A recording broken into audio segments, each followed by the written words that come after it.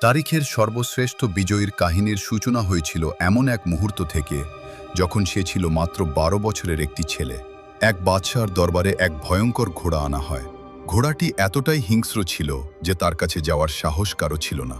বাদশার সমস্ত দক্ষ অশ্বারোহীরা তাকে নিয়ন্ত্রণে আনার চেষ্টা করেছিল, কিন্তু সবাই ব্যর্থ হয়েছিল।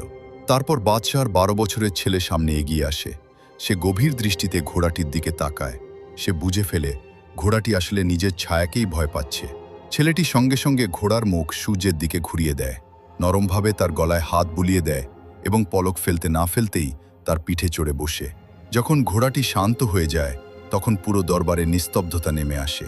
বাদশাহ বিস্মিত হয়ে বলেন, আমার ছেলে, তোমার জন্য এই ছোট্ট সালতানাত খুবই কম, তুমি তো পুরো দুনিয়া জয় করবে। এই ছেলেটি পরে ইতিহাসের সর্বশ্রেষ্ঠ বিজয়ী হয়ে ওঠে, যাকে আমরা আজ সিকান্দারি আজম নামে চিনি। আজকের এই ভিডিওতে আমরা আপনাদের জানাবো কিভাবে এক কিশোরের বুদ্ধিমত্তা ও সাহস তাকে পৃথিবীর সবচেয়ে শক্তিশালী শাসকে পরিণত করেছিল।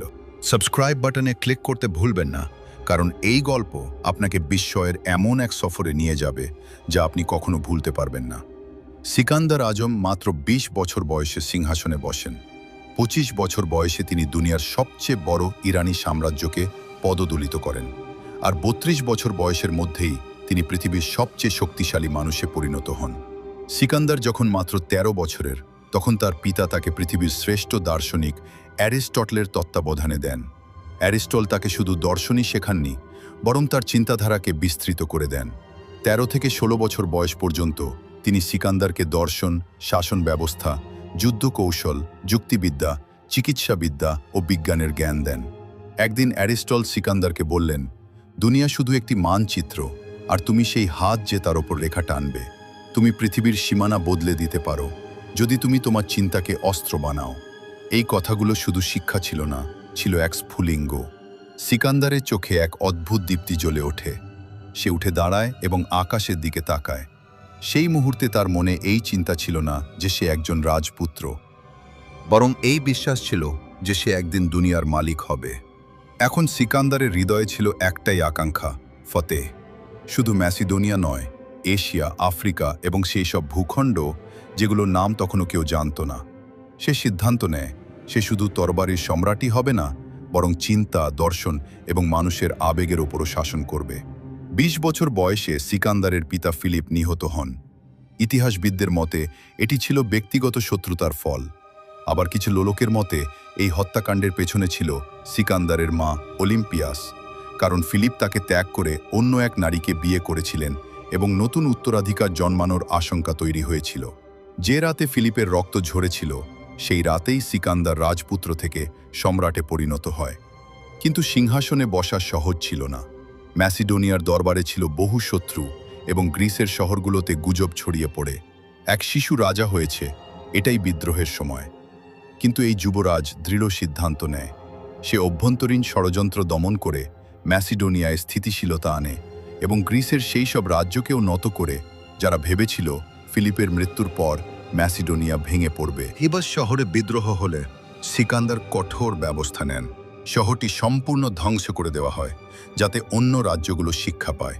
এরপর সিকান্দার পূর্ব দিকে যাত্রা শুরু করেন, যেখানে অপেক্ষা করছিল ইরানের মহাশক্তিশালী সাম্রাজ্য। পথে বহু ছোট রাজ্য আসে, কিছু জয় করা হয়, কিছুদের সঙ্গে মিত্রতা করা হয়। কিন্তু আসল সংঘর্ষ ছিল ইরানের সম্রাট দারায়ুসের সঙ্গে।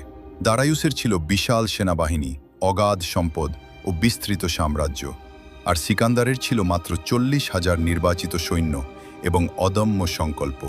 প্রথম বড় যুদ্ধ হয় ইশাসের প্রান্তরে। সিকান্দার কৌশলে তার অশ্বারোহী বাহিনী ব্যবহার করে শত্রুর কেন্দ্র ভেঙে দেন।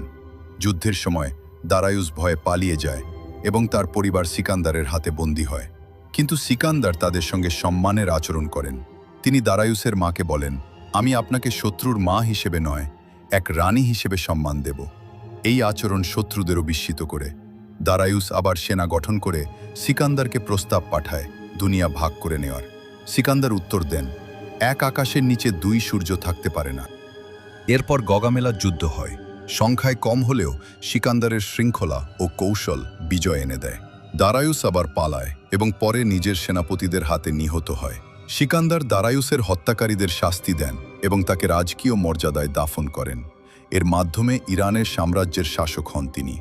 এরপর তিনি মিশর জয় করেন। মিশরবাসী তাকে মুক্তিদাতা হিসেবে গ্রহণ করে এবং ফারাওনের উপাধি দেয়। সেখানে তিনি আলেকজান্দ্রিয়া নগর প্রতিষ্ঠা করেন, যা আজও বিদ্যমান।